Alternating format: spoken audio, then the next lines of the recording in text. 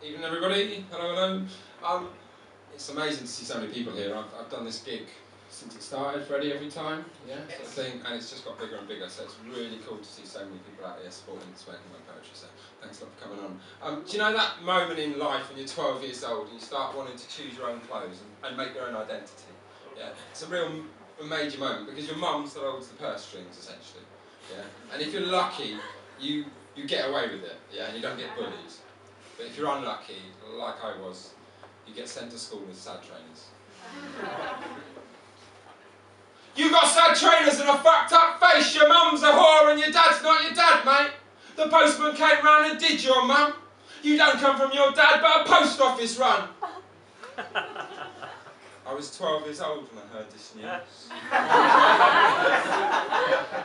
was surprised to find that of all the abuse of my mum and my dad and the mark on my head, it was having sad trainers that kept me awake in my bed. Why were they sad? How to be cool? I was 12 years old and I'd lost my youth.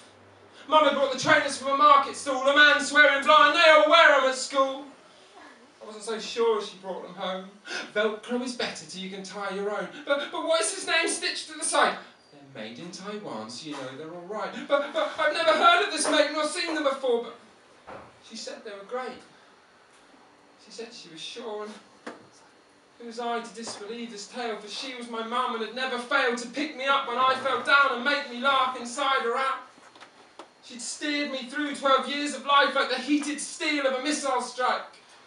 Never missing, never wrong, but with one decision, a perfect record gone. You got sad trainers, you stupid puff. Are you disabled, got a club foot? You got sad trainers, you fucking gay. Went the abuse day after day, and I felt helpless, cold as a stone, as I hid anywhere that would leave me alone. But they'd always find me, the ones in the Nikes, the Reebok pumps and the Adidas stripes. You got sad trainers, you little bitch. And then they'd attack with stones and with sticks. But despite all the beatings and the bruises they left, it was the names that they called me that left me bereft of the innocence that's taken away with the foolish words that children say. Little remarks they don't understand that they learn at home from their old man. The smallest of words turn to be cruel. Divide and conquer. Divide and rule. It was a Monday morning when I finally broke. I knew the depths words could provoke. I was sitting alone at the back of the field when me and my trainers were spotted revealed. 3 of them came, 2 bigger than me, sticks at the ready and Nikes on their feet. Oi, sad trainers, get over here. Think you can hide? Look, boys, a tear. You gonna cry? Told you was a puff. Then that I broke. Then that I took up arms against my foe. Coldest day I've ever known. I caught the first square in the chest, my burst-stained head smack in his breast, the top of my skull smashing his chin as he tumbled away, the grass catching him. The second protagonist turned in fear, the courage of one who fights in the rear, but I tripped him up as he turned to flee and jumped on him with a savage glee. Pulling hair and biting flesh, soon his face a bloody mess of tears and fear and childhood pain as I smashed his face again and again, till I felt a rasping blow. Kick to the head and a halcyon glow and a cheek imprinted with a Nike logo.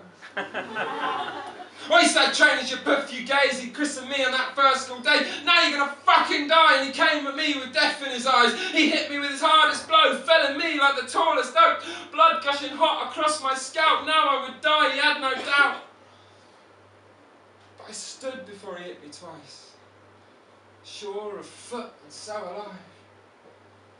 And I beat him till his tears ran dry. My blood and his on his Nikes. Till I finally felt it done. I had sad trainers, but I'd won. That's the only fight I've ever had, and I chose my own shoes after that. Despite the questions Mum turned out, I never said what the fight was about. I never ever let her know that it was the trainers that had bloodied my nose, that the Velcro straps on the market stall weren't a bargain after all. I learned a lot from those painful days, but this ain't a tale about how good prevails. It didn't stop kids finding the place to stick in the word to make my heart break. It didn't stop loneliness, it didn't stop fear. All it changed were the shoes I'd wear. The fight itself just a moment in time on a broken body and spirit and mind. A moment of such sheer surprise that I've never really healed inside. And even now they sit with me. Their bloody face is all I see. My fists all sticky, bloody red as I threw my trainers behind the cricket shed. Walking home in my unpaired socks, clotted hair in my mousy locks. It's nearly 20 years since that fight. Sticks and stones in the crisp sunlight. Blood upon a cricket pitch. A pair of trainers flung in a ditch. 20 years, and what have I learned? One simple law about getting hurt. Follow the rules, borrow the gear, do as you're told, there's nothing to fear. Be as the robot marching in line, heavy with logos displayed all the time. Better be idiot than man with a thought. Better by night than a dodgy import. Better be cool, be in with the man. Bury your hopes, your dreams, your plans, and that all seems so simple. Till I became a dad. How do you kill dreams you've never had? So what will I do with these children of mine when they're 12 years old and there comes a time when I must decide the trainers they wear? Will I deny them a pair of Nike Air? Will I stand up against those materialist gods and have my children run home to me in socks? Or will I buy them the latest fad so they hold the sticks and judge what's sad? I got sad trainers and a fucked up face. 2 beautiful children with a life yet to make. I'm their guide, their rock in a storm, and I haven't been making mistakes since the day when they were born. But I'm still that child who threw his trainers away. Maybe, just maybe, I'll find him someday. Thanks very much. You're all pretty young in here, so does anyone know the film Sliding Doors? Anyone seen that film? Shit, isn't it? Yeah. No, I like it, I like it. This is my sort of take on my flagrant copy of Sliding Doors, essentially. It's called The Day. It was raining as he shut the door of his yawning terraced house. A Wednesday of the working week, a fag half in his mouth. John was off to do the weekly shop, his missus still at work, 0 hours at Sports Direct, selling knock-off footy shirts. His kids, 3 of them, Bradley, Maud and little Jen, were stuck at school learning how the outside world would bring them down. John not working, not for months. Not his fault, it was those Tory cunts.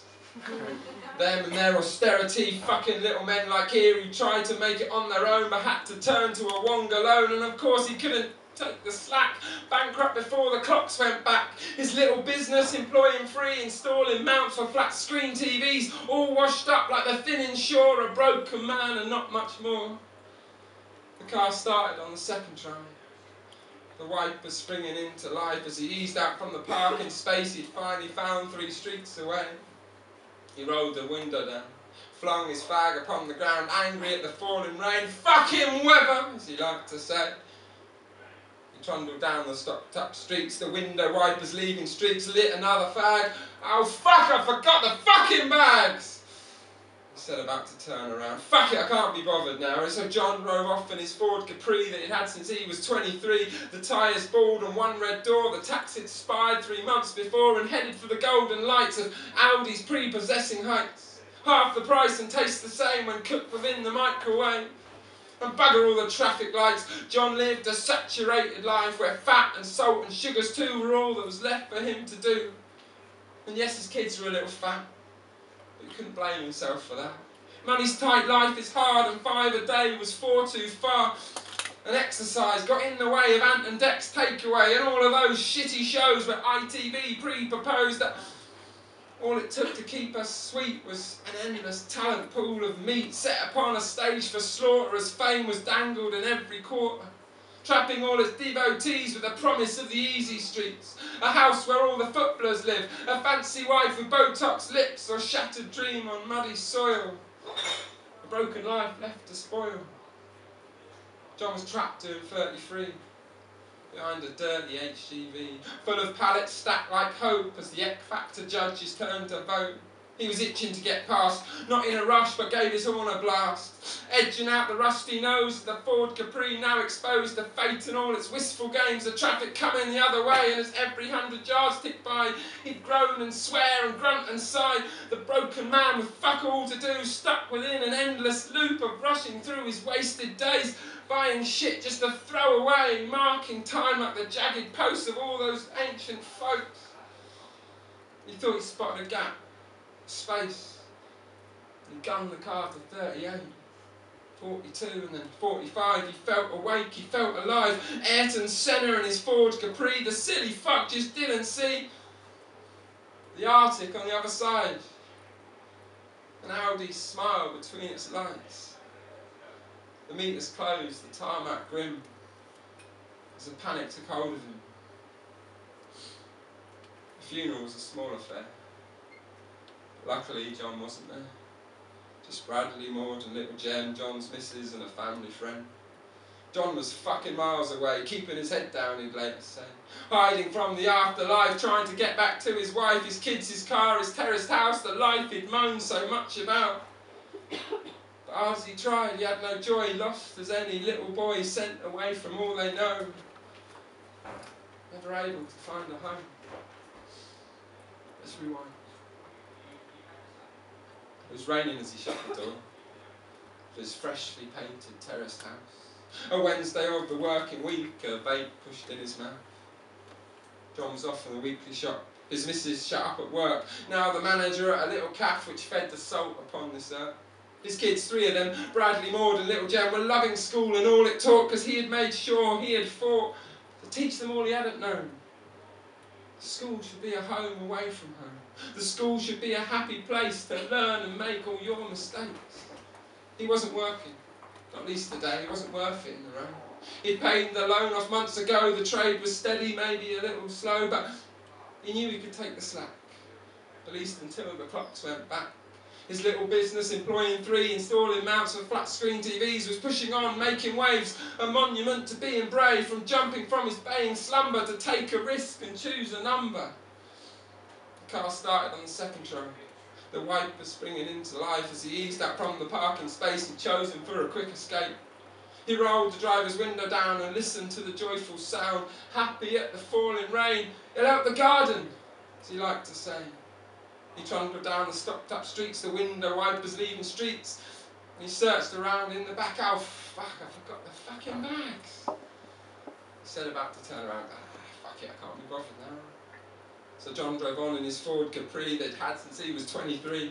Midnight blue and freshly waxed, a classic so exempt from tax. As he headed for the golden lights of Audi's prepossessing heights, half the price and taste the same as the girls from Bake Off like to say, and with all those handy traffic lights to avoid a saturated life. Where fat and sugar and salts too were carefully marked to help him choose, make sure his kids had a healthy start, could run around in a local park with him in tow and running too, because he'd lost a stone or 2. So life was good, the money tight, and 5 a day was just about right. With exercise every day, missing Ant and Dex takeaway and all those other shitty shows where ITV pre-proposed that audience were simple fools, never educate, as a rule. Just cast hope as bait to sea with a promise of the easy streets and help to pull those people down, a broken life left on the ground. He was trapped doing 33, behind a dirty HGV, full of pallets neatly stacked with an extra strap upon the back. He was itching to get past, not in a rush but still gave his horn a blast, edging out the polished nose of the Ford Capri, now exposed to fate and all its wistful games, the traffic coming the other way. But as another 100 yards ticked by, he felt the clutch dip and bite. He tapped the brake. He slowed right down, exclaiming, "John, you're a fucking clown. Why am I rushing? I should enjoy the days. Buy some shit just to throw away. Fill my time like those jagged posts from those houses of those ancient folks I watched last night on History because there was fuck all on ITV." He thought he spotted a gap, a space. But he'd already slowed to 28, 26 and then 25. Thinking what to cook tonight. The loving dad in his Ford Capri. who loved to shop for his family. Have a lovely night. Thanks very much.